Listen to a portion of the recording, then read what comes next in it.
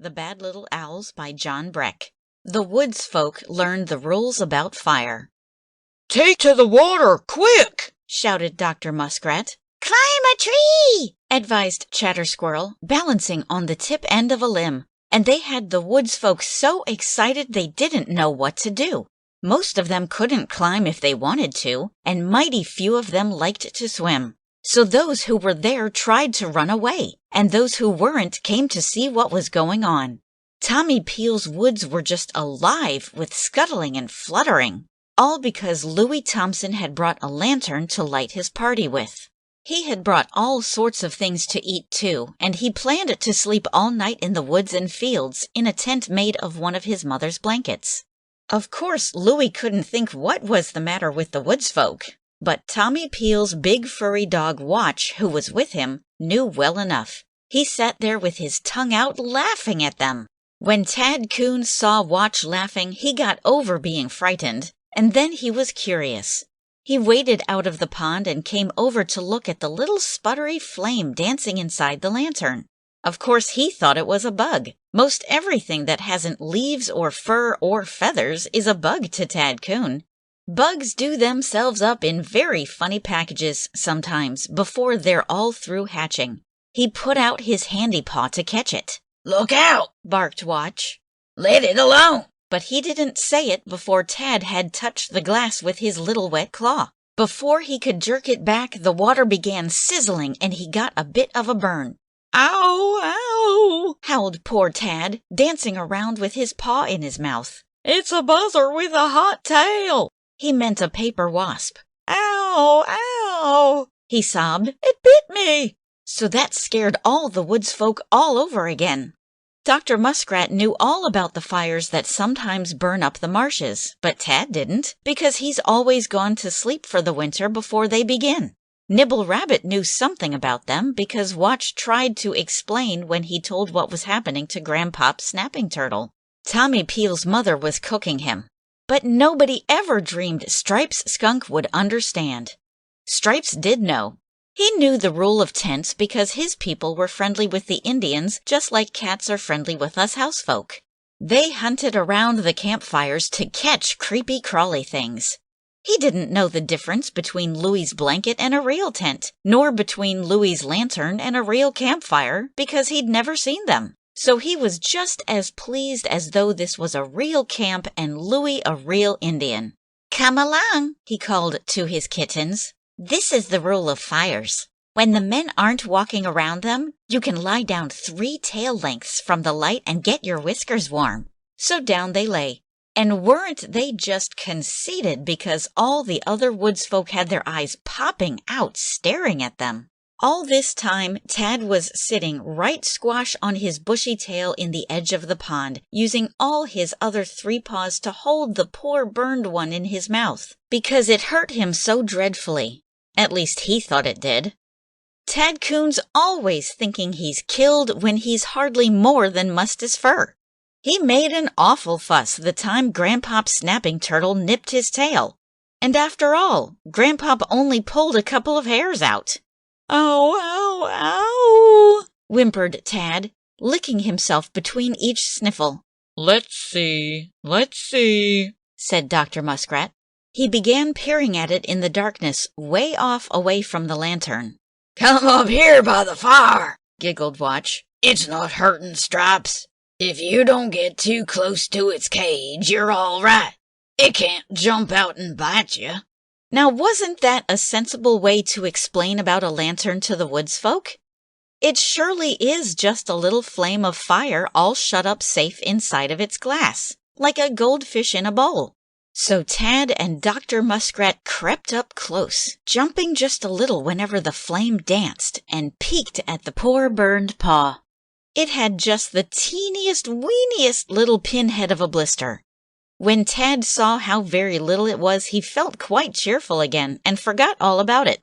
Indeed, he was more curious than ever about the lantern. "Where did Louie catch it?" he wanted to know. "What does it eat? Does it ever run wild at all?" "Sometimes," said Watch with a little shiver. "Then it grows very, very fast and eats up everything it can reach." I've seen a little bit of fire like that eat up a whole haystack in about the time it takes the sun to set. But men are very, very careful not to let it get out if they can possibly help it. They keep it in strong black cages. He meant stoves, of course. And feed it coal black stones. That was coal, you know. Or they keep it in a cave and feed it a bit of wood. Watch meant an open grate. It spits and sputters, and sometimes a little piece jumps out, but someone always catches it. And they keep a lot in little cages like this and feed it water with a funny smell. That's lamps burning kerosene. But you couldn't expect the Woodsfolk to believe such things. Now Louis brought that lantern to the pond just to light up his feast because there wasn't any moonlight. But he did much better than that, or worse, according as you look at it. For by the time the Woodsfolk had learned a few things about it, the buzzwings came to learn about it too. Especially some great big shelly-winged beetles with great big stabbing beaks on their ugly faces. And wasn't it nice? Most everybody there except Nibble Rabbit's family and Doctor Muskrat just loved to eat them. As soon as they saw the light, a whole flock of these fellows came over from the pond to investigate it. Some of them lit on the glass and burned their feet a whole lot worse than Tad Coon burned his handy paw because they didn't know enough to take them off again. They stuck right there and ran out their jabbers until they blunted the ends of them. And all the time they kept buzzing their war cry, calling the rest of the beetles to come and help them fight it. Foolish things! They didn't know that if one beetle can't hurt a thing, even 1,000 of them can't. They roared. Roared all the others coming to help them. My, there were a lot of them, but the Woodsfolk didn't mind them a bit.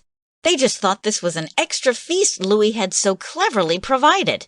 You ought to have seen Stripes Skunk's children dancing around on their little hind legs, slapping them with their paddy paws. Tad crunched and crunched until his jaws were tired. Even Chatter Squirrel and Chaik Jay could see to catch them.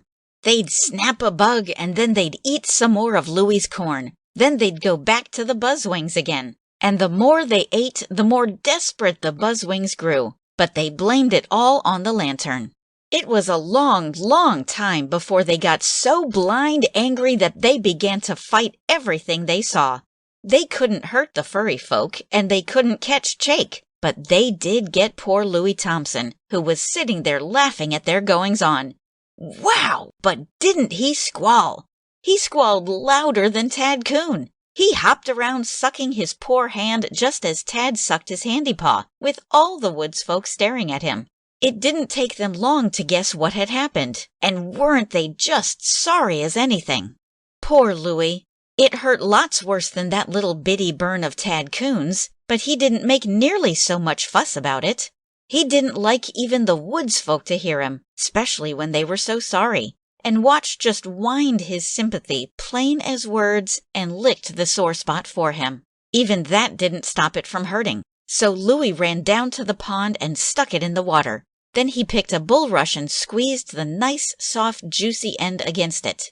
Of course, that interested Doctor Muskrat. He flopped over to see what root Louis was using. "Hey, Watch," he said. "that poor boy has the right idea, but he's got hold of the wrong root. Tell him to try this marsh marigold. It's fine." "Or Doc," suggested Nibble Rabbit. Doc is a favorite remedy in a rabbit hole. "No, leeks," suggested Tad Coon. He didn't mean to rub them on, but to eat them. They're little wild onions, and they taste so good to Tad he forgets about everything else when he's eating them. But there weren't any by the pond. "I can't talk to him," sniffed Watch. "Anyway, the best thing is that blue mud you put on Tad's nose. Where do you find it?" "Right in the bank here," said Dr. Muskrat, giving a scratch with his paw to show him.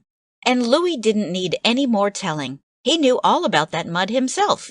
His mother had put some on a bee sting. So he scooped out a good handful and slapped it on his bite. Then he did feel better. He felt well enough to remember that he was so sleepy he couldn't keep his eyes open.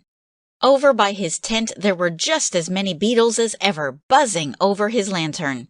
They were still fighting it, and the little skunks were still catching them. They couldn't eat another one, but they thought it was fun to jump up and bat them. But Louie could see they'd never in the world catch them all. The only thing for him to do was to turn out his light, and then the rest of the bad buzzwings would go back to the marsh where they belonged. Pfft! My, how dark everything was! Oh, sighed Tad Coon in a sorry voice. he killed it. What'd he do that for? It bit me all right, but I didn't want it killed. And the buzzwing was the one who bit him. I saw it. You see, he thought the flame was alive. It's only gone dark, Watch comforted him. It does that quite often, like the fireflies over in the marsh do when they fold their wings. But it always shines when he wants it to, unless he forgets to feed it. You know, a lantern won't burn if it hasn't any oil. Watch knew that much, but he was really most as puzzled as Tad. Inside his blanket tent, Louie was already fast asleep. End of Chapter 1. Chaik Jay carries bad news. When Louie's lantern went out, all the woodfolk scurried to their holes as fast as ever they could go. All but Watch, Tommy Peel's dog, who curled up just outside Louie's blanket tent and went to sleep with one ear open, and Chaik the Jay. Poor Chaik was in a bad way. It was easy enough to fly over to the feast while the lantern was lit, but now, in the black dark, he couldn't get home. He tried to fly. Bump! He hit a tree. Ouch! I can't risk that again, he thought to himself. Wonder where I am. What's more, I wonder where those bad little owls are. He began tiptoeing around the trunk. First thing he knew, his foot found a woodpecker hole. In he popped without stopping to think. Ah, he chuckled, this is luck. Musty nest, though. I must tease Taps Woodpecker about his housekeeping. Whatever is this I'm stepping on? He scratched round, feeling carefully with his claws. Then his feathers fluffed out with fright. Great acorns, he gasped. It isn't Tap's nest at all any more. This is a mouse's bones I'm standing on. I'm in the hole in the dead hickory where they killed Tap's wife last year and stole the nest for themselves. True enough, he had a right to be scared. He was in a little owl's own hole. There was a soft flutter just outside. He held his sharp beak ready for a fight, but he didn't stir. He didn't even breathe for quite a while. Nothing happened.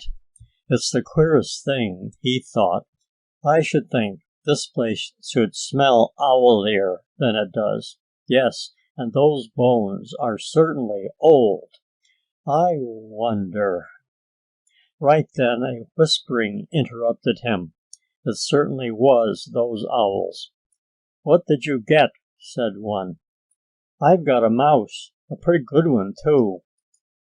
More fool you, said the other. We could have cleaned up all those beetles who were lying around and then had a mouse apiece if you hadn't grabbed that one right off.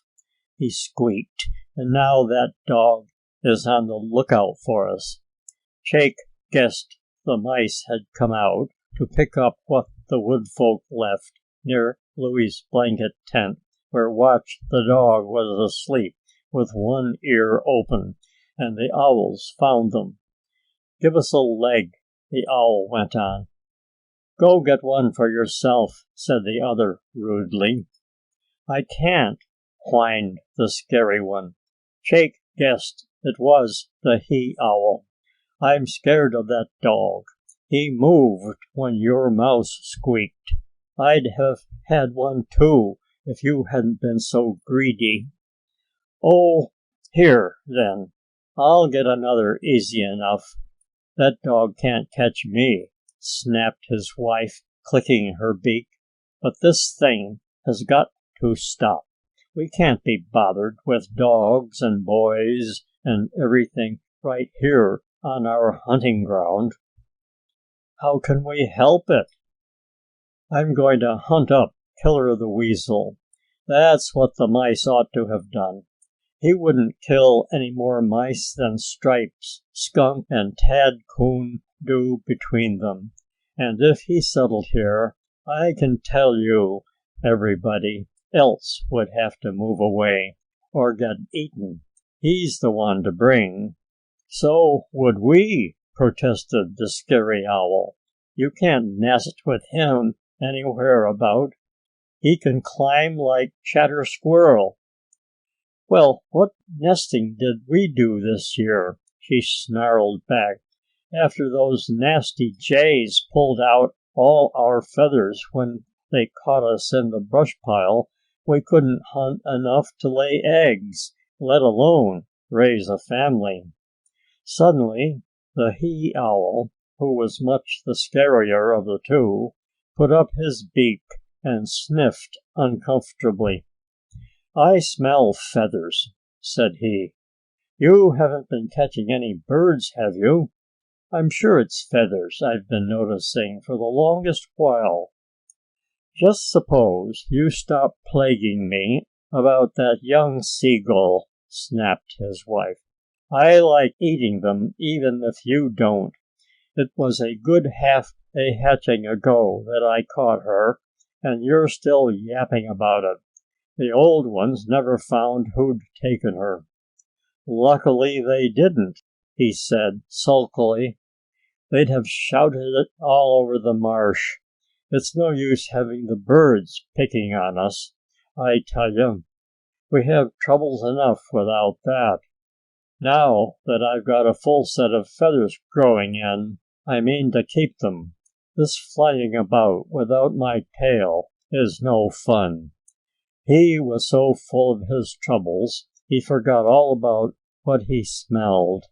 "Now, you say you're going to bring Killer the Weasel into these woods and fields.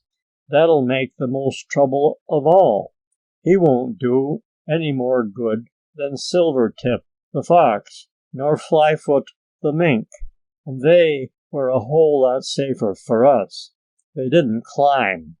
Why, his very mate can't trust him." He said this in a very shocked voice because he was just a little bit afraid of his own bossy wife. "Teeth and toenails!" she squawked. "Don't you ever think? I don't expect to do any of the trusting. I'll leave it all to that whining skunk who's even afraid of Bob White Quail, and that sly, slippery-clawed Tad Coon, and that honey-whiskered Nibble Rabbit. They want to make friends, do they? I'll show them a new friend, all right enough. Killer can eat every last tail tip of them if he'll listen to me, and just so long as he keeps away from the barns, the men won't bother to come after him." Chaik Jay heard every last word.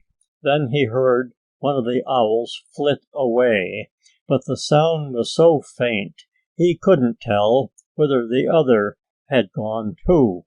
He began to move very carefully, but just the least scratch of his wings caught the ear of that scary little he owl, who was still sitting on the limb outside.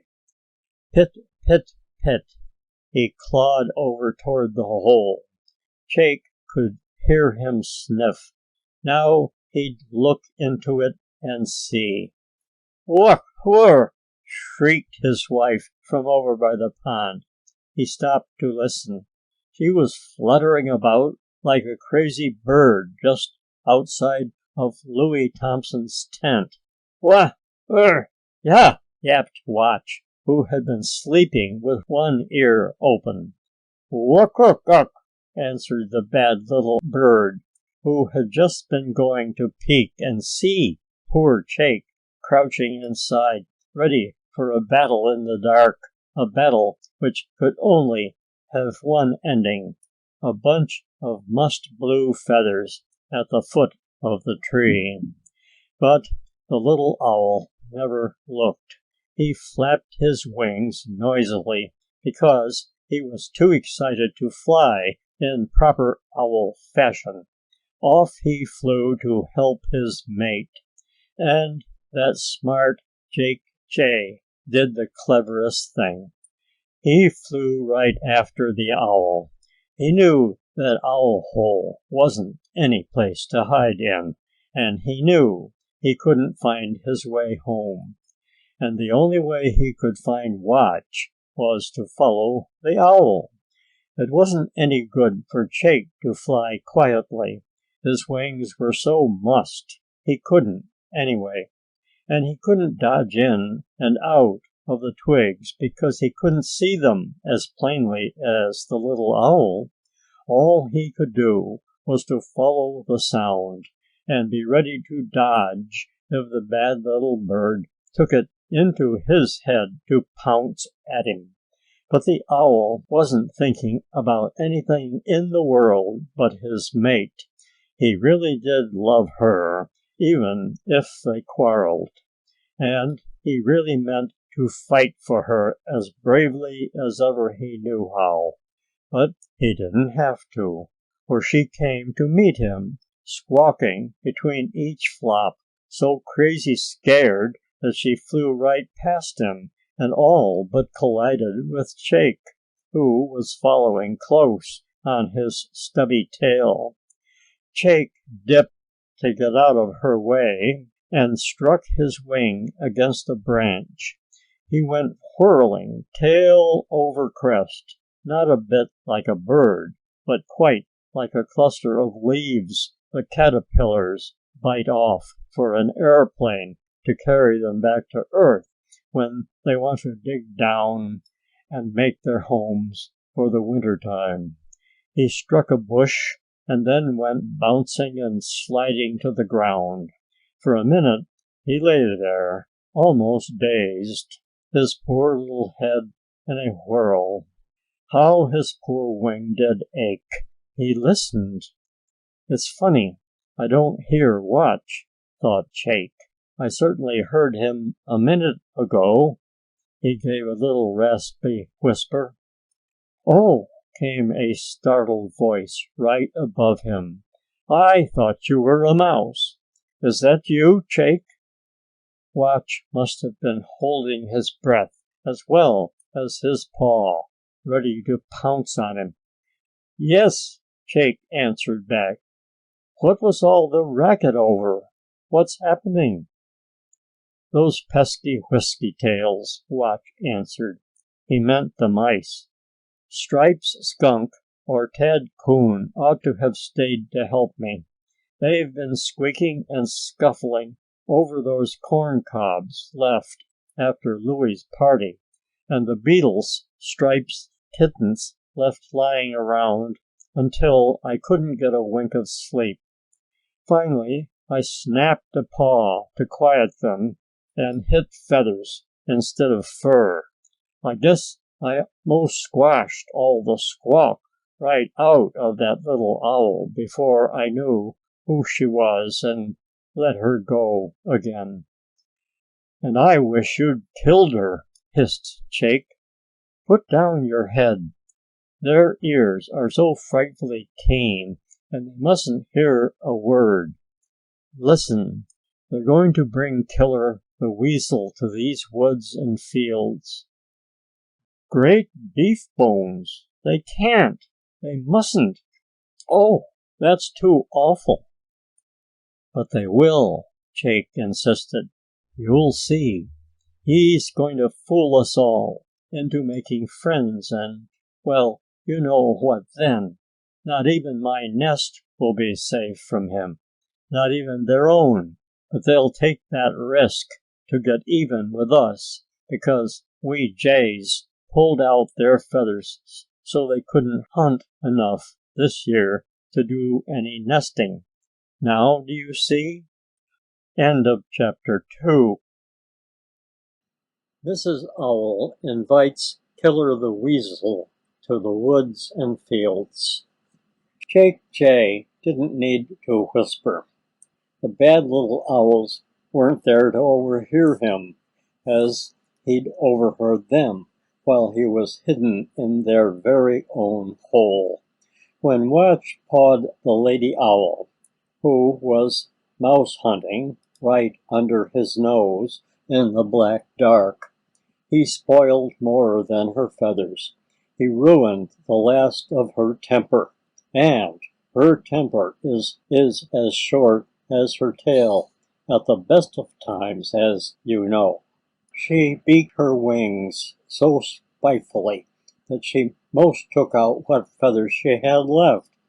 They get very loose long before the leaves begin to fall. And set right off to find Killer the Weasel. Right straight into the deep woods she flew, her scary little mate flapping along behind her. Pretty soon she heard a sound. It was a faint squawk, choked in the middle. She circled to listen. There came another squawk, exactly like the first. Then there was an uneasy stirring and fluttering in the secret depths of the thick, leafy tree. Dark deeds were being done there. What? What? Who called? Said the scared bird voice. No answer. The silence was more terrible than any words. A minute passed. Another. She perched softly to listen. Her mate didn't dare to speak, though he was most bursting with questions. Yes, and something more. He was still afraid. He circled and lit beside her. With the least little scratching of a twig, she gave him a vicious peck. Poor little fellow! He didn't even dare to preen the spot, for fear he'd make another sound and get something worse. Then the first bird voice said at last, "Some youngster had a bad dream. You should always own up to it, little stubby wings, and not frighten the rest of us." But still no one answered. All the same, the birds began to settle down again, and all was quiet. "Ah!" came the very same choked cry. Then a word, "Help! Tip!" And that was all. All but a soft thump. In a moment the tree was an uproar of fluttering and screaming. "I knew he was there," said the bad little lady owl triumphantly. "Killer's been raiding the robin's roost." And she was right. After they finish nesting, all the robins fly to sleep in the same secret hiding place, in the loneliest grove they can find. And there they make friends with each other and talk over their fall trip and decide where they'll go when the snow comes to cover up the ground and hide the worms, and when and which party they want to join. And Killer the Weasel and the Hooter Owls try to find it because it's such easy hunting. "Don't speak to him tonight. Please don't," begged her husband. "Do take a day to sleep on it. Something awful always happens if you lose your temper." You see, even the owls know that, but they won't always believe it. She wouldn't. "It's terrible," he gasped. "Killer has more birds already than he'll eat in a week." "That's what I'm waiting for," she answered grimly. "We'll take care of the extra ones." "Oh, don't you dare touch them," he protested. "The robins will find it out, and we'll never hear the end of it. Just think what the Jays did to us. We haven't been able to fly decently since they picked on us way last spring. And there are so many more robins. We'd never get a day's rest. They'll pluck us bare. Do let's go home." "Oh, do shut up," she snapped angrily. "You can fly back and good riddance. I'm not keeping you. I can mind my own business without you. It doesn't concern you." "It does too," he whimpered. "Nobody ever knows us apart. If those robins get just a glimpse of you, they'll never believe I wasn't eating them too. Won't you please listen?" But his wife wasn't paying any attention to him at all. She was leaning over, craning out her neck, cocking her ear. All she answered was, "There he goes now." After a second she added to herself, "My, but he's little. I don't believe he can do it, ever, in this world." She lit above the killer's head while he was busy eating a robin. "Do what?"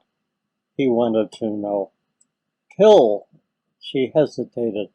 "Kill anyone bigger than Tad Coon." She didn't want him to know it was Watch the dog and Tommy Peel and Louie Thompson she wanted to get rid of for good and all. She thought to herself, if only those boys were gone and the Woodsfolk hadn't anyone to give those nice feasts to them so they'd never get hungry, they'd fight each other again. She didn't know they really liked living together the way Mother Nature meant them to in the first off beginning, but she knew he'd be scared if she told him that. He was simply foolish about men. If he can't kill them, why are they all so afraid? He asked. "That's so," she agreed. "I don't see how he ever fights them, but I suppose he knows some tricks he doesn't tell. You wait for me, right here." And down she flew to follow Killer the Weasel to his den. She lit above Killer's head while he was busy eating the robin he'd carried home, only one out of all those he'd left lying dead on the ground beneath the roost. She squirmed out to the very tip end of the branch and watched him every moment while she was talking. "Good morning," she said, for the east was growing light. "I don't need to ask you how the hunting goes. I see you've had a fine night with plenty of robins." He raised his flat, three-cornered, snaky head, and his eyes gleamed red in the shadows. "Not so bad," he answered, and she could hear his tongue rasp his prickly whiskers. "It's a great game, but I make the most of it, because when the robins nest in a flock, it's a sign they'll soon be gone. I try to see how many I can kill before they wake up. I'd have broken my record tonight if a piece of bark I was standing on hadn't broken.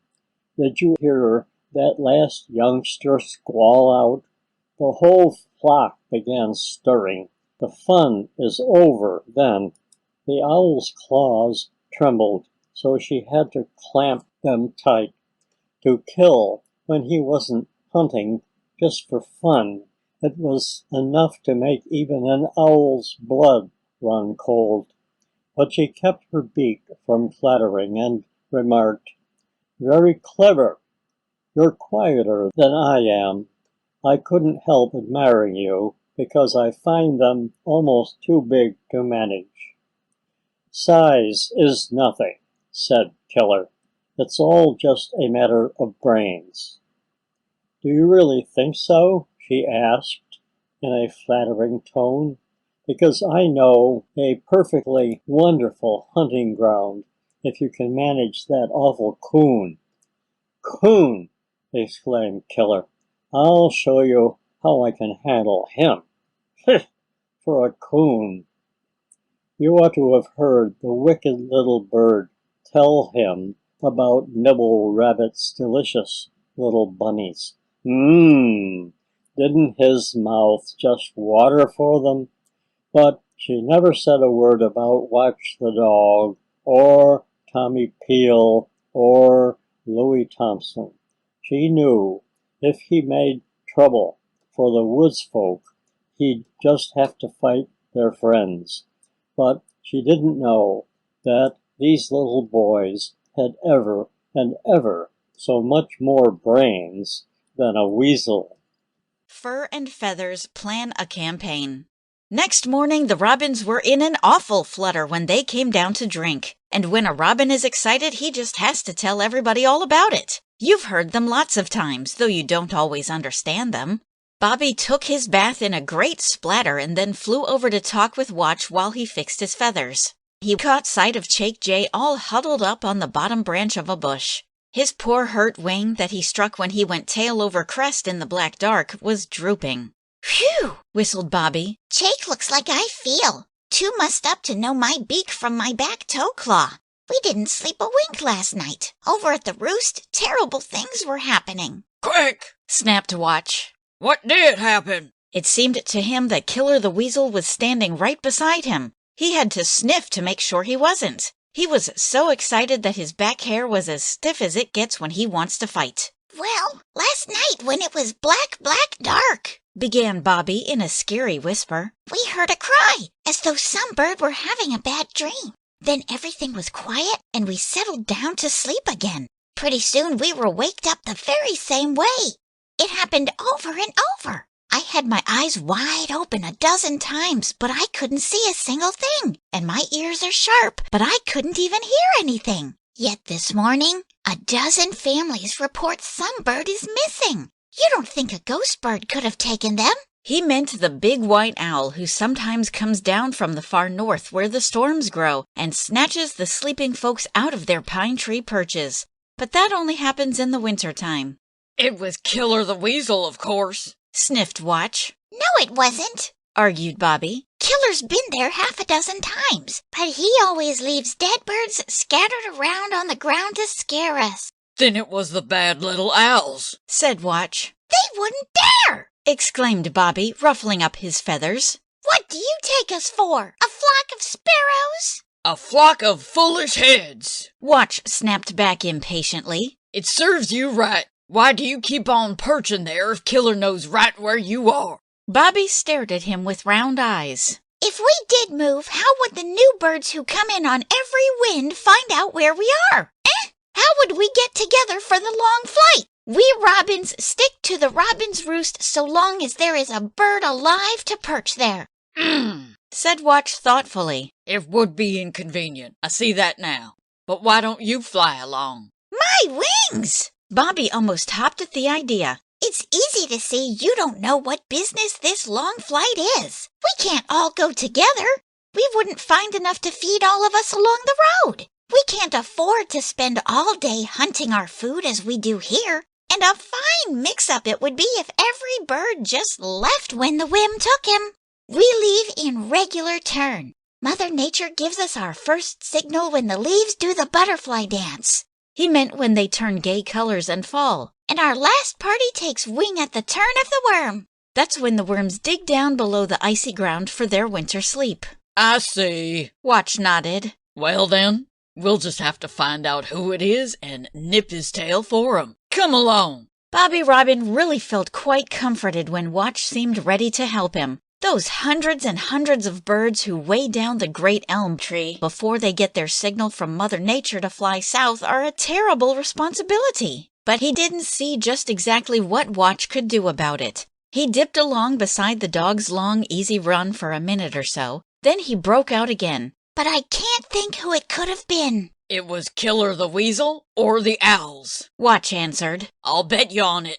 What'll you bet? Bobby demanded with a sideways quirk of his head. That is the way he smiles. I'm a pretty old bird. I've been hunted by weasels and cats and hawks and foxes and big owls and little ones ever since I first grew feathers. But never have I known the like of this. I'll bet you a bone, Watch began. Then he wiped out the idea with a sweep of his tail. Foolish me, I forgot you haven't teeth. Well, I'll bet you a nice soft bread crust I can lay me paw on. I buried it yesterday to keep those thieves of chickens from stealing it. I'll take you, giggled Bobby. And I'll bet you a whole nest of furry caterpillars it wasn't either of them. What'll I do with the caterpillars? Sniffed Watch. Wear 'em in my whiskers? Bobby just had to laugh, but he got all sober and discouraged again the next minute. I don't see how we're going to decide anyhow, he sighed. It happened hours ago, long before the sun began to spread its wings. Birds say the long streaks you see in the east at sunrise are the sun's wings flapping before he soars across the sky. And it was so crow-dark nobody could see anything. That doesn't matter, said Watch cheerfully. I don't have to see. Seeing's no good the minute after a thing has happened. Hearing isn't any better, but I can smell. He sniffed softly. And when a fella can smell, he can see with his nose just who has been there and what they did long after they gone. Listen! He laid his nose to the trunk of the roosting elm. Killer! He exclaimed. Here he climbed up. Here he came down. Here he walked out below this limb. Here! Owl, Bobby! Plain as day I do smell owl! Fur and feathers working together, sobbed Bobby. What chance have we poor birds? What won't they do to us tonight? Well, you're feathers and I'm fur, argued Watch. Can't we do something too? And that made Bobby so happy again he just had to flap his wings over it. But Watch was thoughtful. Now listen to me, Bobby, he said at last. If Killer and the bad little owls are going to hunt together, we Woodsfolk are going to have trouble, aren't we? Trouble afoot and on. He licked his nose as though he were trying to smell out the thing to do next. Trouble afoot is the only thing I'm afraid of, cheeped Bobby. Those owls can't do anything alone. I thought you were going to nip Killer's tail for him. Wasn't that what you said? He sounded all discouraged again. Now don't get all flutter-headed, warned Watch. So I am, but I have to get my teeth on it, don't I? And that means I have to catch the cleverest, craftiest of all things from under the earth. Yes, and the wickedest. It gives me the creeps to think about him.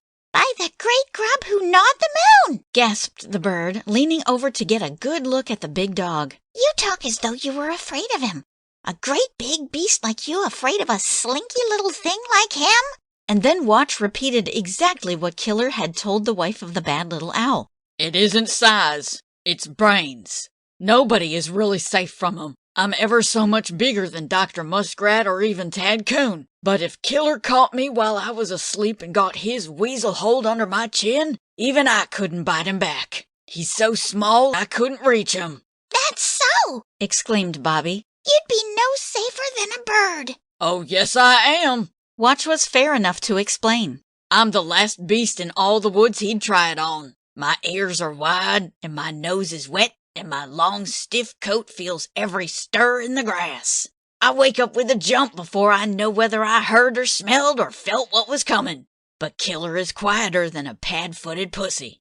He can hide his scent like a nesting quail, and he can see where he's stepping. That's why he never hunts fair. He's all bite and no fight. He certainly is, agreed the bird. But here's the point, the old dog went on. We know who we're hunting, and he doesn't know we know. We won't let him. Then we've got trouble down a mouse hole. We'll hunt him like the pussycat hunts them. Pretend we aren't paying any attention and be all ready to pounce on him. A still tongue and a waving tail is the way to trail trouble whenever you find it. Not a cheep until the time comes. And this time Bobby Robin didn't answer. Not with his tongue. He just wagged his long tail up and down so very hard that his whole perch wagged with him. End of chapter 4. Killer the Weasel makes a plan likewise.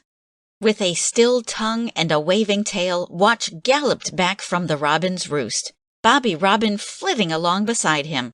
They were hunting trouble, and that was the very wisest way in the world to hunt it. because the very trouble they were hunting was peering through a crack between two big stones on the bank of Dr. Muskrat's pond. It was a little bit of a crack, so little you wouldn't think a garter snake could much more than squeeze into it. But it held a lot of trouble, because trouble is brains, not size. Trouble was the meanest of all the things from under the earth who came up to spoil Mother Nature's nice plans in the far back, first off beginnings of things.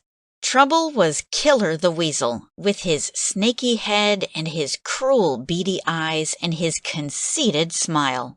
And he was peering through that crack to see how the Woodsfolk behaved before he tried a very funny trick the wife of the bad little owls had whispered to him. The first thing he saw was Watch the dog bounding along with his tail in the air as though he hadn't a care in the world.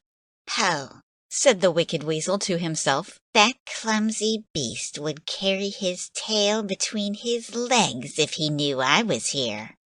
I told you he was conceited. The next thing he saw was Bobby Robin flitting past as careless as a butterfly in a breeze. "Aha!" said the Weasel to himself. "That foolish bird would set up a fine squawking if he knew I was here." Wasn't he just conceited? Then he laid his ear to the crack to hear if they were talking about him. But they weren't, not a single word. It really hurt his feelings. That's how conceited he was. All he heard was Chaik Jay waking up in the bottom of the bush where he'd crept the night before. "What a place to sleep," thought the Wicked Weasel. "It's a pity I didn't see him." Chaik gave himself a little shake. Then he tried to stretch.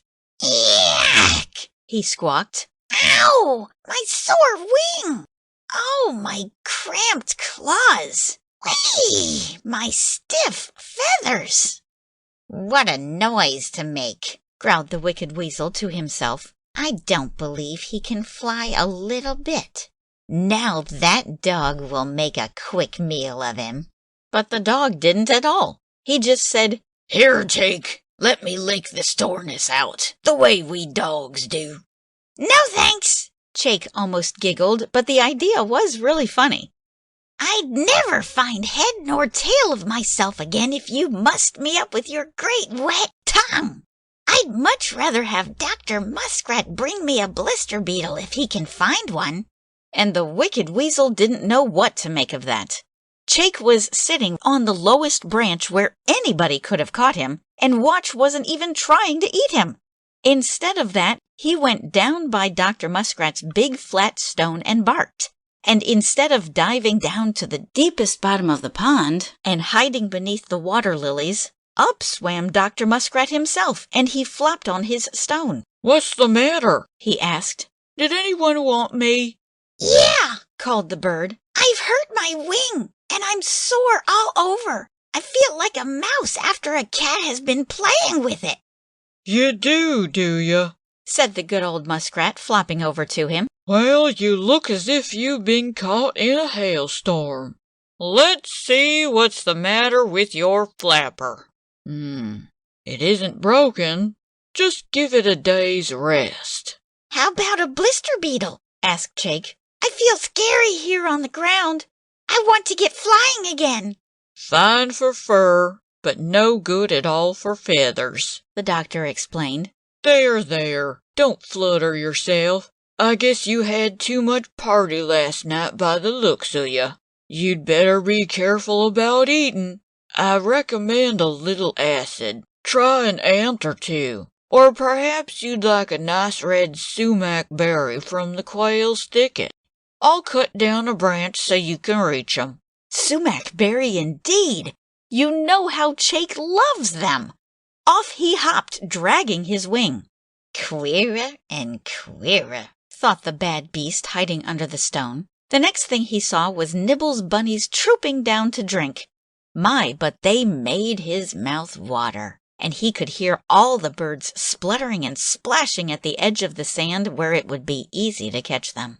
Still, he stayed hidden. But when Stripes Skunk came strolling down with his 3 fat kittens behind him and the bunnies actually began playing with them, he made up his mind. That little owl told the truth, said the weasel to himself. She said the woods folk were all friends, but I couldn't believe her. Well, if they've made friends with my cousin Stripes Skunk, they'll make friends with me. How nice that will be. They'll walk right into my jaws. I'll do exactly what the owl told me to. Her advice is worth having. And he began to prick up his ears and carefully slick back his whiskers. He didn't have very much elbow room in that narrow crack between the two big stones, but the way he managed to fix himself up was surely surprising. The wife of the bad little owl would never in the world have known he was the bristly-whiskered ruffian with red in his eye she found gnawing a robin in the door of his den. When he squeezed through the crack and shook himself, he was really a very elegant-looking creature. His little ears were perked up as pert as he could prick them. His tail didn't stick straight out behind. It was all fluffed out and he cocked it up the way Chatter Squirrel does. He didn't slink along like a snake gliding through the bushes. He arched his neck, and he arched his back, and he hopped as neatly as a rabbit. I won't say he was comfortable, but he really did look handsome. Well, the first beast he met was that very bunny who had been locked up in the cage in Louis Thompson's cellar.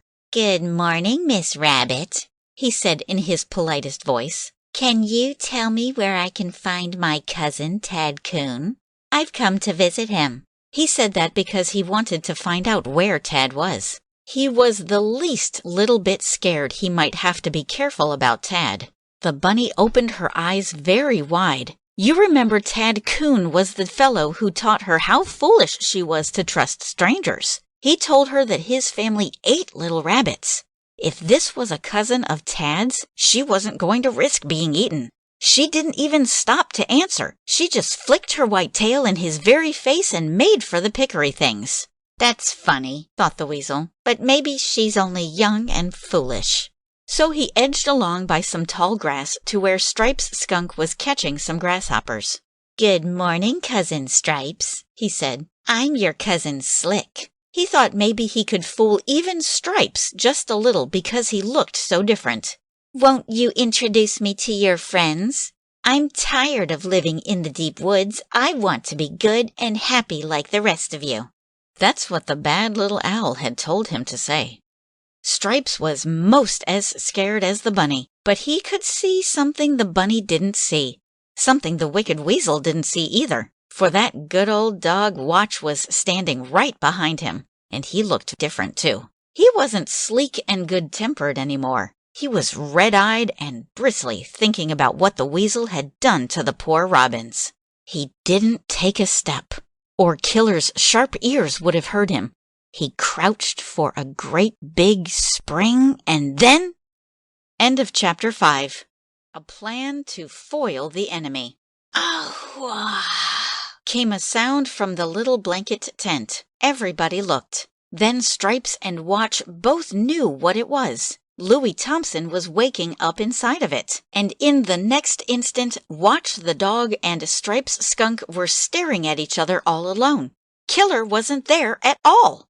"Oh!" gasped Stripes. "Where has he gone?" He began turning round and round, trying to see what had become of the wicked beast. "Where has who gone? What do you mean?" asked Watch, for the wise dog was pretending he hadn't even seen him. "My cousin," Stripes explained, feeling scarier and scarier. "He came to visit me. Isn't it too bad I hadn't a chance to say goodbye to him?" "Say goodbye to him?" said the dog, wagging his wavy tail in a joking way. "How could you say goodbye to anyone who wasn't here? I've been here all the time, but I'm not your cousin." "Then I'll say goodbye to you instead." Stripes' teeth were almost chattering.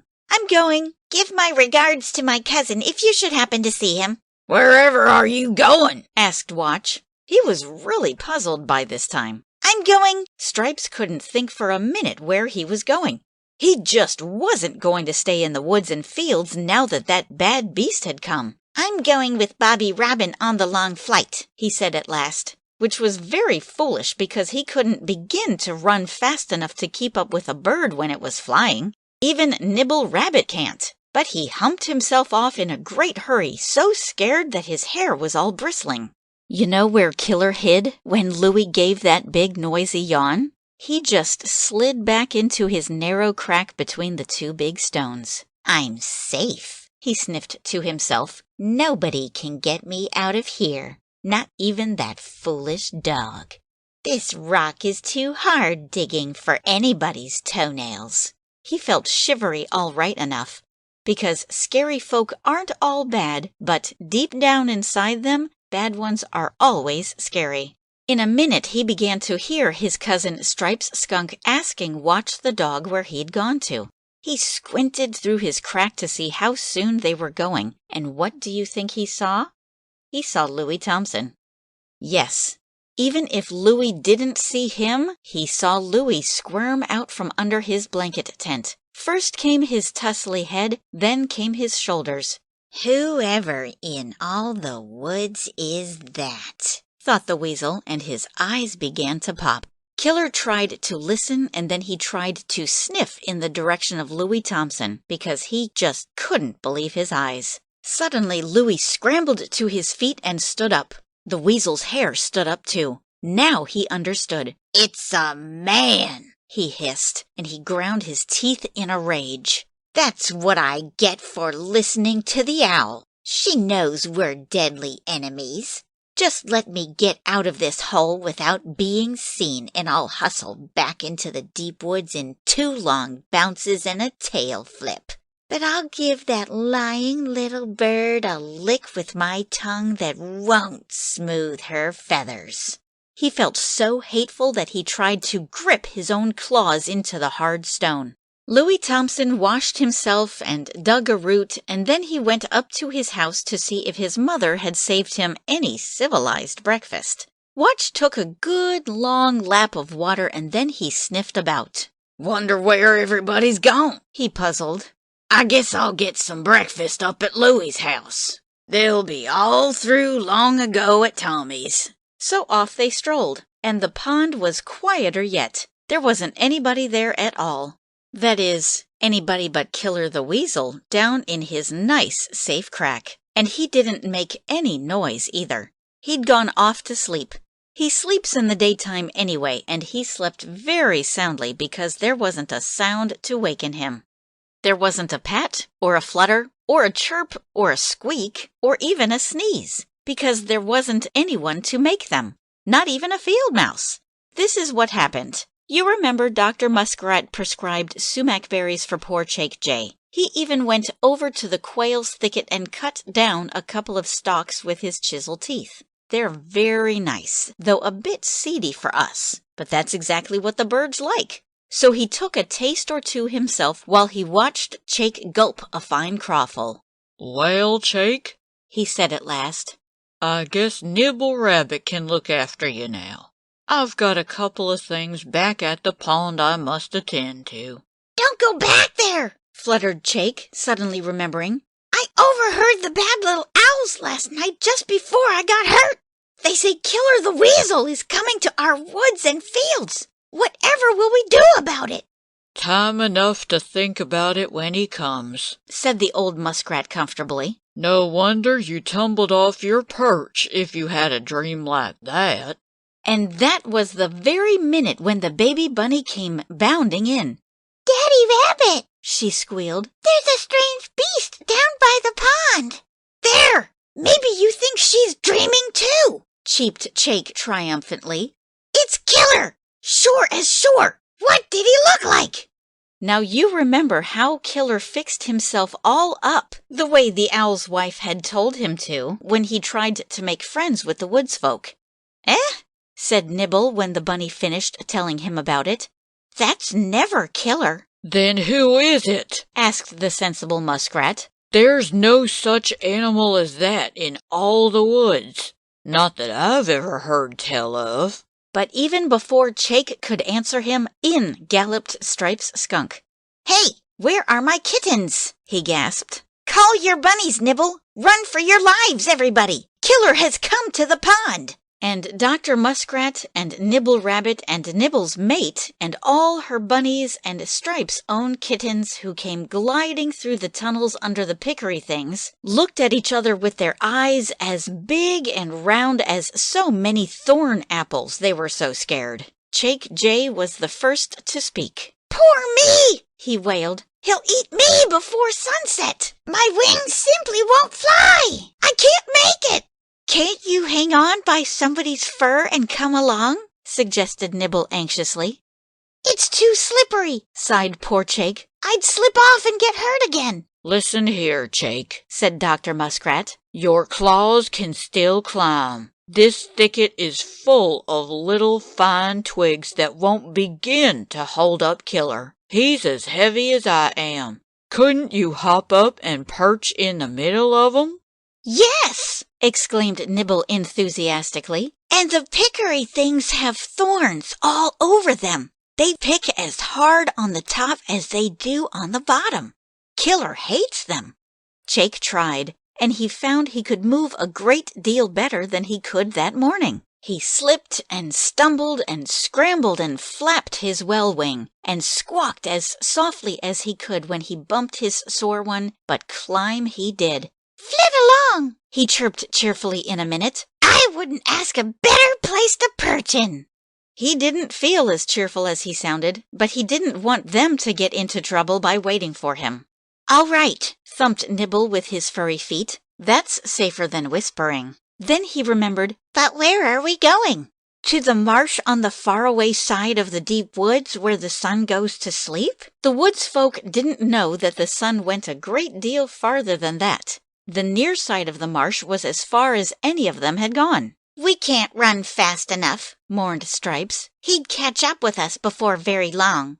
And I can't run at all, said the fat old muskrat. I'd better go back and trust the water to hide me from him. Nonsense, sniffed Stripes. I've seen him swim. We'll all run across the broad field as fast as we can. He hates to leave the woods worse than anything. Yes, interrupted Nibble, flicking his long ears as a bright idea struck him. We'll cross the broad field and we'll hide by Tommy Peel's barn. There's food and water for everyone. We'll treat him as I told the field mice to treat you when you were fighting them. We'll run off and leave him alone. And he twiddled his tufty tail just to show how pleased he felt over his bright idea.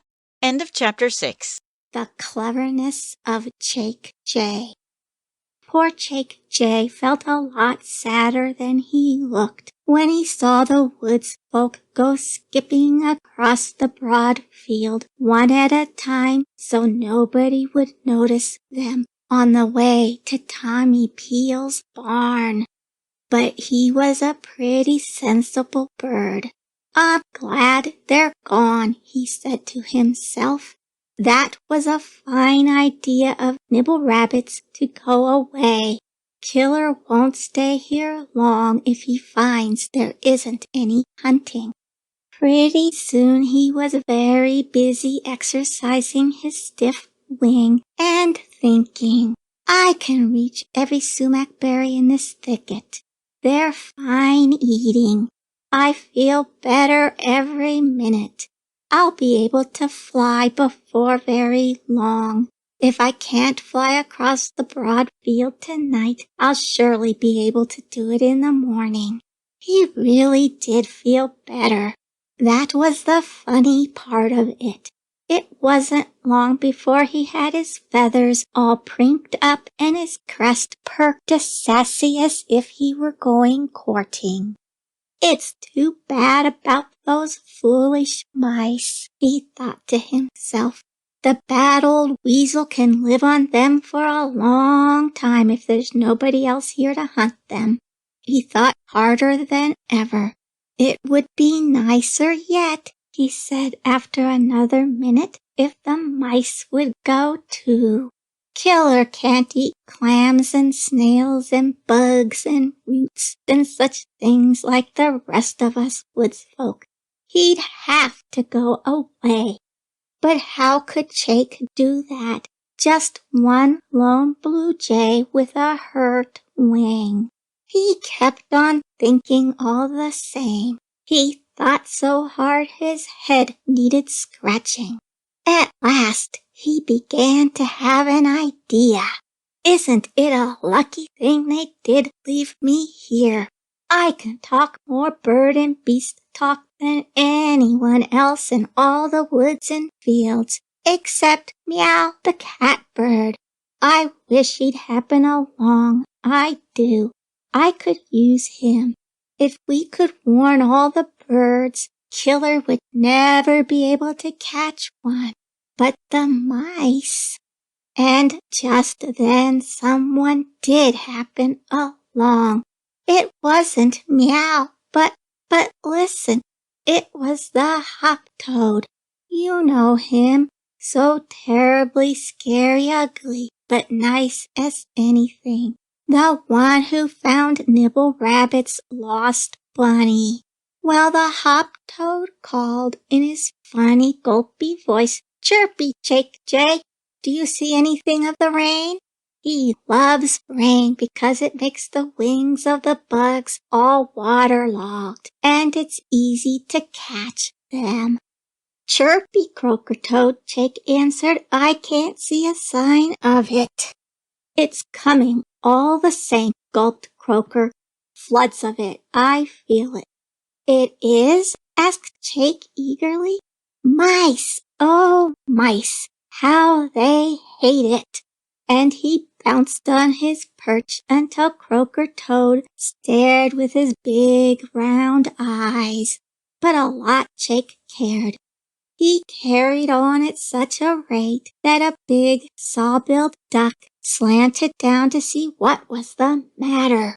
"It's going to rain," he sang, looking mischievously at the duck, his feathers all puffed out from laughing.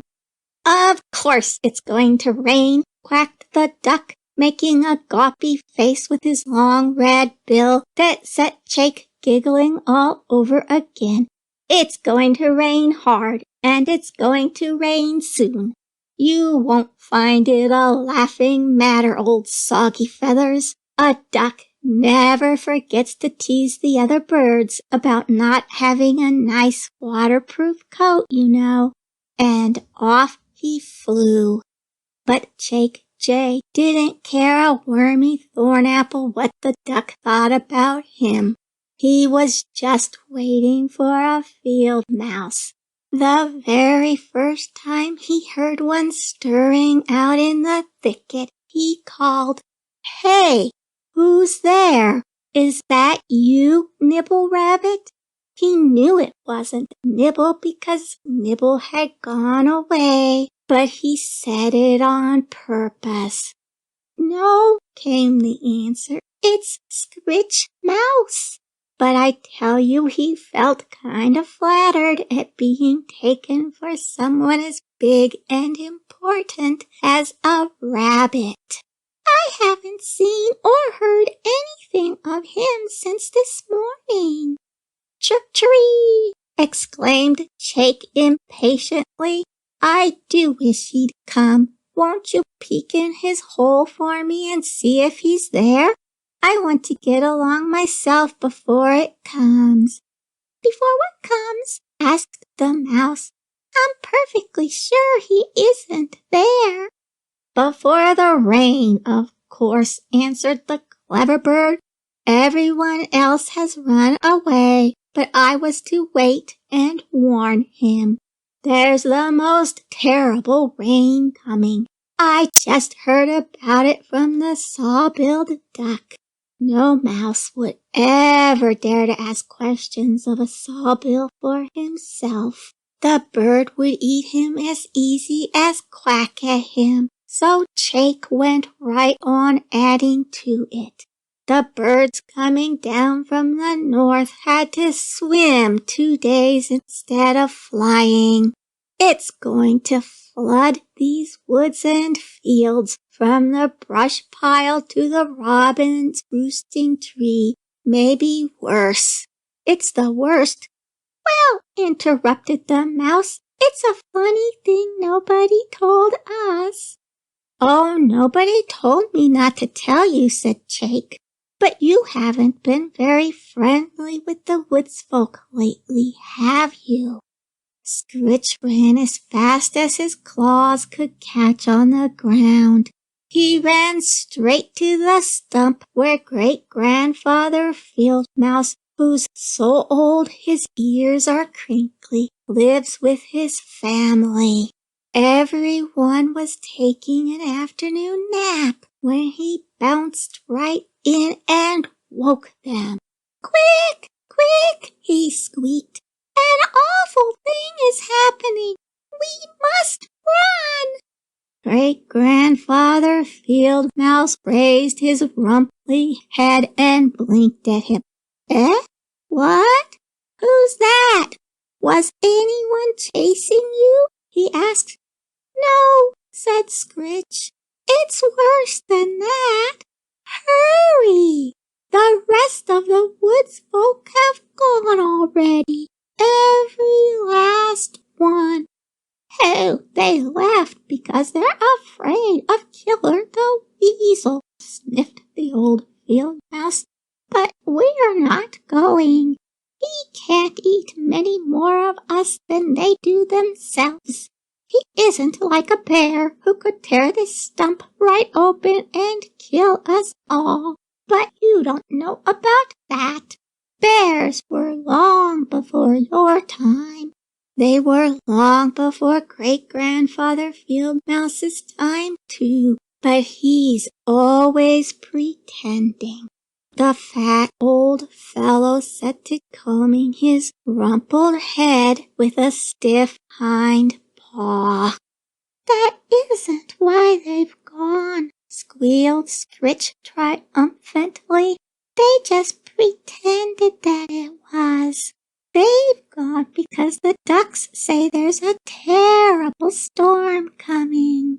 They say they had to swim in it for 2 days instead of flying.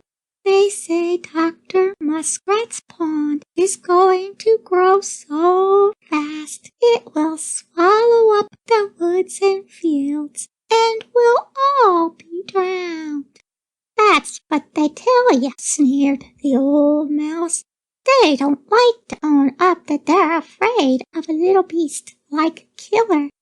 But they didn't mean to. It was Chaik Jay. He thought I was Nibble Rabbit."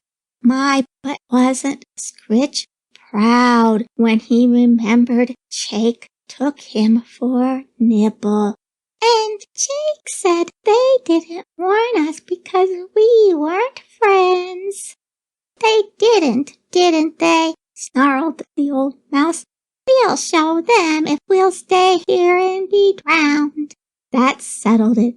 In less than an hour, Chaik saw the last mouse tail go trooping into the cornfield. "Chaik," he laughed.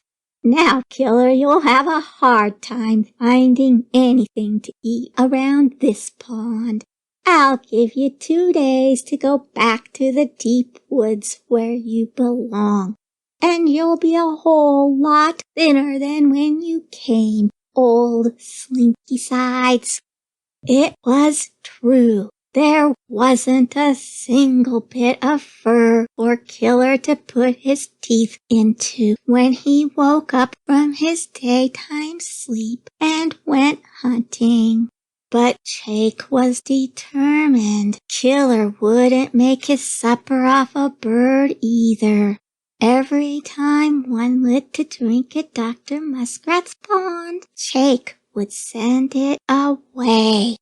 He told some one reason for leaving and some another, just whatever he thought would scare them the most.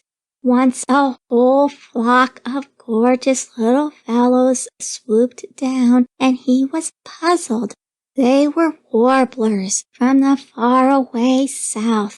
They come up north every summer, but they live all by themselves and speak their own language, so none of the northern birds can talk to them at all. Now how in the world can I frighten those silly little spiggity birds? He mused with his head on one side, most discouraged. They won't listen to reason. Suddenly he began chuckling to himself. If they can't talk my talk, they can't talk the marsh hawks either. He practiced quietly for a minute or two. Then he began to shout the hawk's hunting call. Kia! He squawked. Kia! And you should have heard those warblers flutter their wings. They flew off without even stopping to look behind them. It was really a fine imitation. It fooled more than the scary little spiggity birds. It fooled the marsh hawk himself. He woke up on his perch down in the bulrushes where he dozes until the mice begin to stir for their suppers. He thought surely it was one of his sons who was hunting with his mother over in the big marsh on the faraway side of the deep woods, where the woodsfolk think the sun goes to sleep. What's he doing here? Wondered the old bird. Surely his mother never sent him to tell me we were going to start south ahead of the storm. And up he flew, craning his neck all around and calling. Of course, Chaik knew better than to answer. He dropped down under the leaves of the pickery thorn tree of the quail's thicket and hid from the hawk by scrambling around its trunk, keeping always on the opposite side of it. Lucky thing for me, Killer the Weasel isn't on the prowl for me right now, he thought. I believe this is a poor place to sleep. These leaves will let in ever so much rain, and if the owls should take to hunting me from above and Killer from below, they wouldn't be very long about catching me. Just then his heart most stopped beating. He heard a rustling beneath him, right at the very foot of the tree he was hiding on. He squinched himself flat tight against the bark, so he looked like nothing more than a bumpy knothole, and peeked into the smiling face of Tad Coon. Killer finds the pond mighty lonesome. "Tad, Coon," gasped Chaik Jay, "what are you doing here? My, but I'm glad you came." And he dropped down from the trunk of the prickly thorn tree. He told Tad all about everything, how the other woodsfolk had gone up to stay at Tom Peel's barn while Killer lived at the pond, and how he fooled the mice into leaving it and scared the birds so the wicked beast wouldn't find a thing to eat when he did wake up except crawfish and snails and angleworms, and he doesn't like them. Tee-hee, snickered Tad into his fur because he was trying not to make any noise about it. That's a wonderful joke. How hungry he's going to be. And hunger bites the inside of your ribs worse than the buzzards with hot tails I shook down on Trailer the Hound bite the outside of them. Not a thing can he eat anywhere around unless he tries to catch the hawk. I believe I'll paddle out to his perch and warn him. "Yes," cheeped Chaik in a discouraged voice. "Or unless he catches me, I still can't use my wing." "Oh, you can come up to the barn," said Tad easily. "There are lots of fine places to perch in." "But I can't get there," Chaik explained. "Sure you can," Tad grinned. "I came down here with Louis Thompson. Watch the dog," he said, "was coming after his little skin tree he sleeps in." Tad meant Louis's blanket tent, you know. "He's going to live with the housefolk until after the big storm that's coming. Just let him catch you, and he'll take you home and feed you till you can fly." Oh, no, I wouldn't dare do that, not even with Tommy Peel," fluttered Chaik. "I couldn't stand being locked up." "Locked up? How long do you suppose you'd be locked up while I was running around with my handy paws?" "It's better than being eaten, isn't it?" Tad demanded. Yes, chirped the bird, rather doubtfully. "Then get on a branch and flutter so he'll see you," ordered Tad, as cheerfully as though it were the most natural thing in the world for birds to let themselves be caught by their little boy friends. So Chaik hopped and sidled out to the tip of a bough where Louie could see him. The little boy couldn't have helped finding him, for there sat Tad Coon right beneath him, with his sniffy black nose turned up, pointing straight at him. And Chaik Jay was fluttering in a scared way. "You rascally old thing," scolded Louie. Of course he thought Tad was the one the pretty blue bird was afraid of. He never dreamed anyone would be afraid of him any more, because he never dreamed of hurting his wild friends. "Is that the kind of beast you are? You're all right while you know you can't catch him, but the minute he can't fly, you want to eat him. Well, I won't let you. If you're so hungry you can't wait till supper time, you can go catch yourself a frog." A lot Tad cared. He knew Louie wouldn't hurt him, and he didn't know what the scolding was about. He guessed maybe Louie thought someone had hurt Chaik's wing on purpose. He just winked the tips of his ears to cheer up the bird when the little boy reached out his hand to take him. It was a very gentle hand. It tried very softly to untangle Chaik's feet from the branch. Before either of them knew exactly how it happened, Chaik found himself holding on very tight to Louie's soft, warm finger instead of the rough wood, balancing himself with his well wing. And suddenly he found he wasn't scared anymore. He felt perfectly safe and happy. And you know how Louis Thompson would feel. He was so pleased and proud he just couldn't get home fast enough to show his mother. Do you know how happy Chaik Jay felt when he was riding up the lane perched on Louie's finger? He felt so happy he got actually impudent.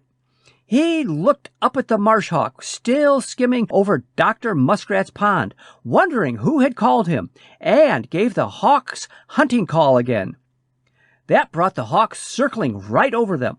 The hawk came so near Louie could see the black tips to his blue-gray wings, like a seagull's, and the wide black bar on the end of his tail, and his feathery whiskers, even the surprised look in his eyes, as bright and coppery as a new penny.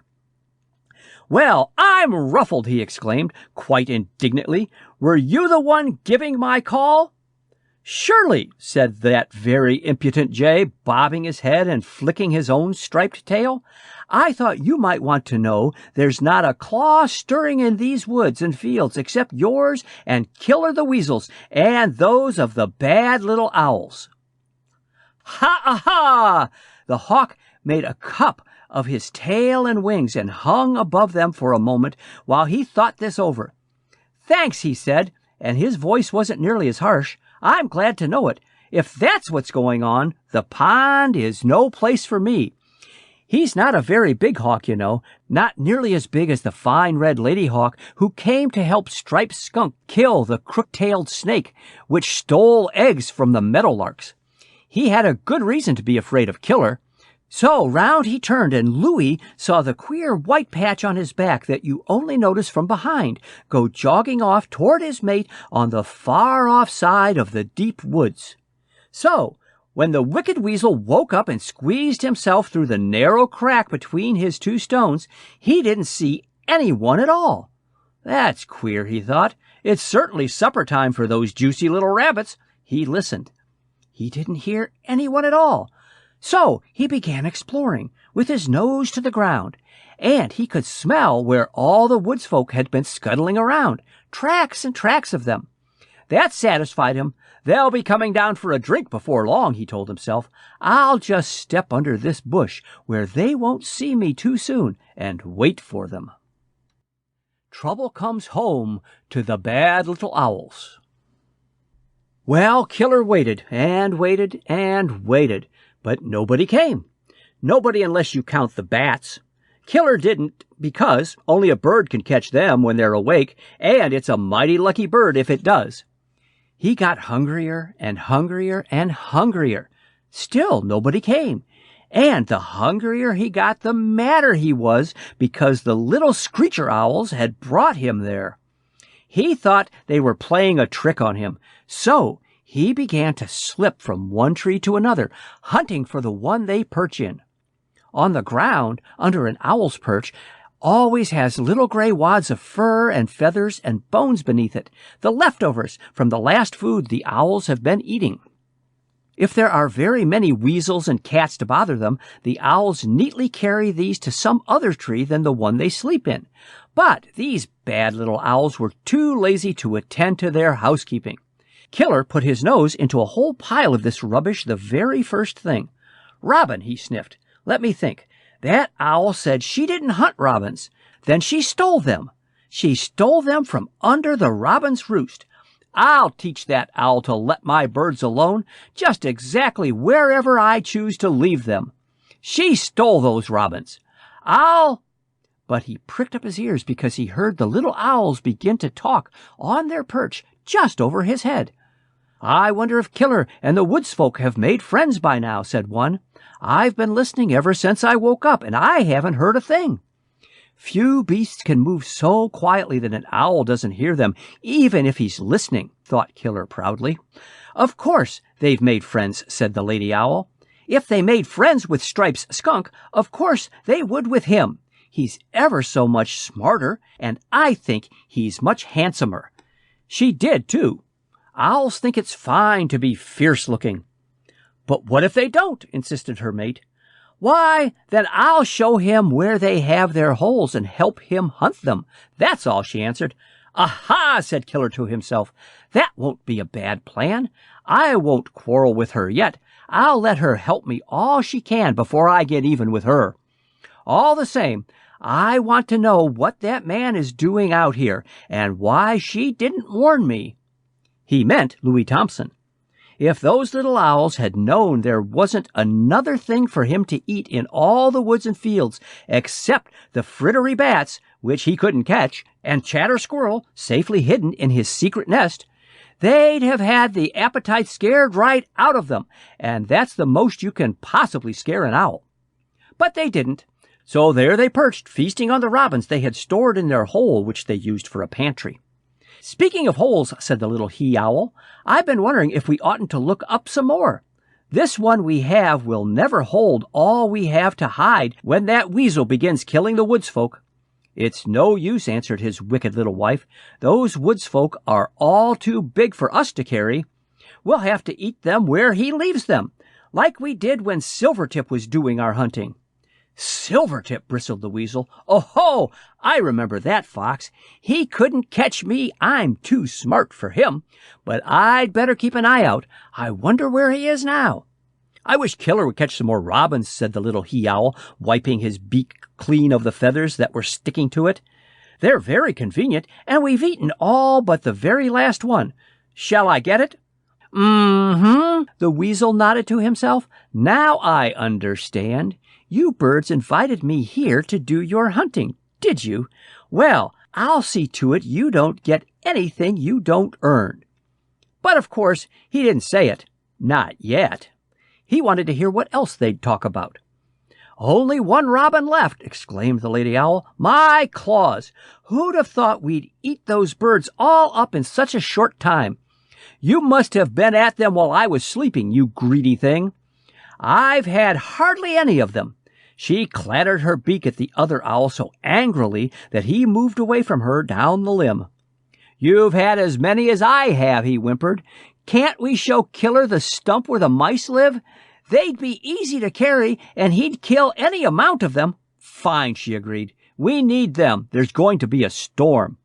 "Well, we might just as well eat this robin then," argued her piggy little mate, "and then we can clean out the hole and leave it all ready to store the mice in." Killer listened while the owl tugged and grunted, getting the bird out of his narrow pantry door. Suddenly he called, "I'll trouble you for that, robin. It's mine, and I want it for myself." Plunk! Down fell the bird, most on top of the wide burdock leaf where Killer was hiding from them. But that wasn't on purpose. The little he-owl never meant to let it fall. He just jumped so hard from the fright that he dropped it. My, but his wife wanted to peck him. She didn't dare for fear Killer would see how angry she was about losing it, she gave her husband a horrid glare with her scary, starey eyes, and then she said in her politest voice, "Certainly, Mr. Weasel, you're welcome to anything we have." "But I don't see how you come to have it," said Killer rudely. Owl custom, my dear sir," said she, preening herself so her feathers wouldn't ruffle and show how scared she was.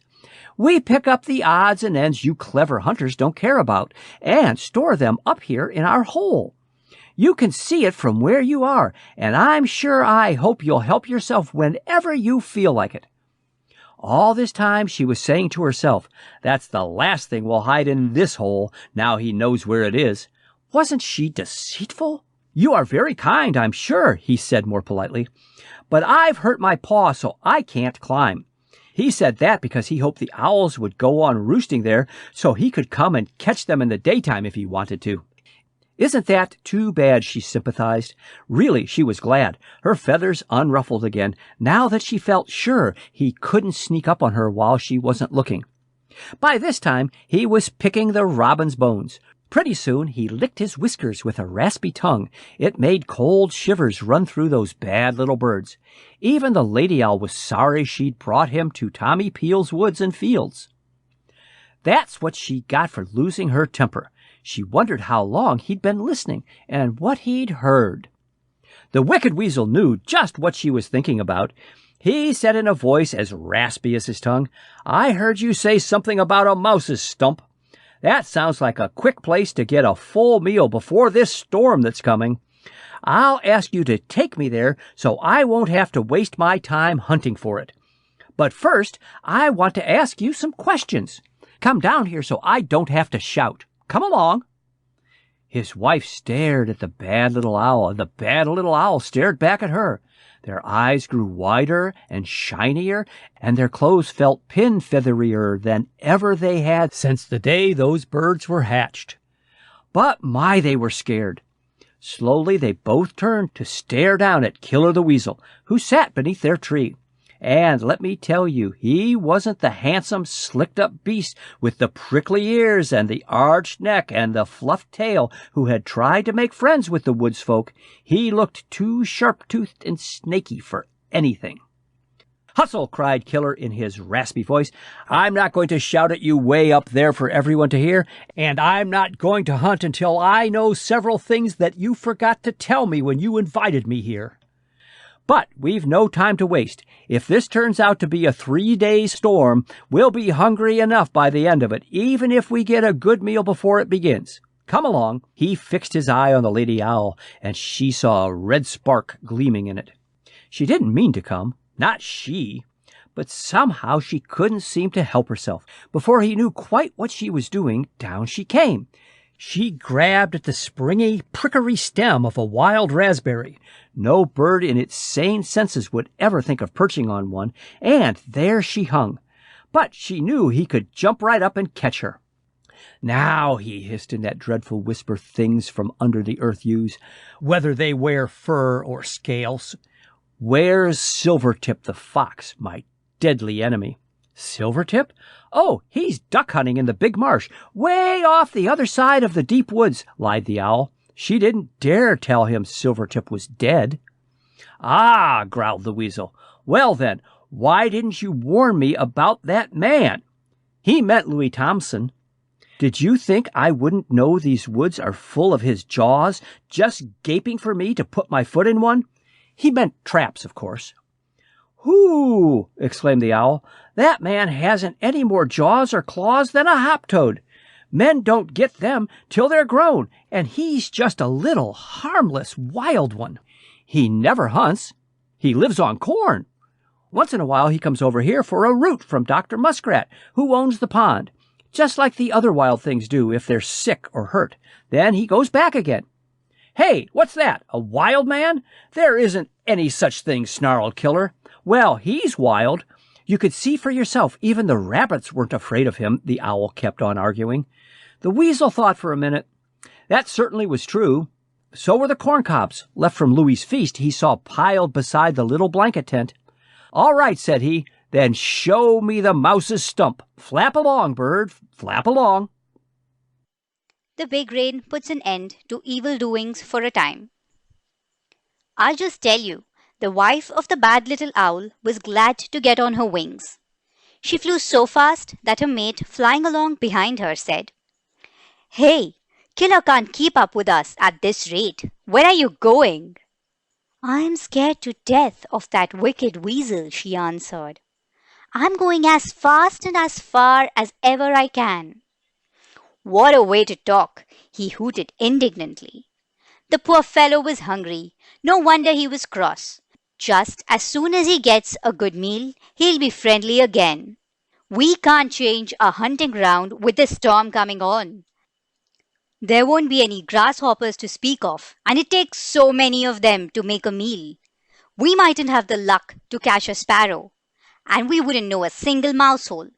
It's too dangerous. "It's not nearly as dangerous as Killer," snapped his wife. "He didn't make you come right down close to him, the way he made me.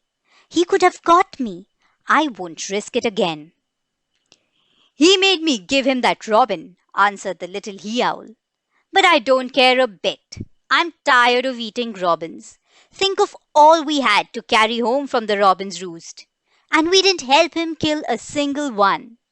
Now, if we help him kill the mice, we'll get every other one of them." And he smacked his beak.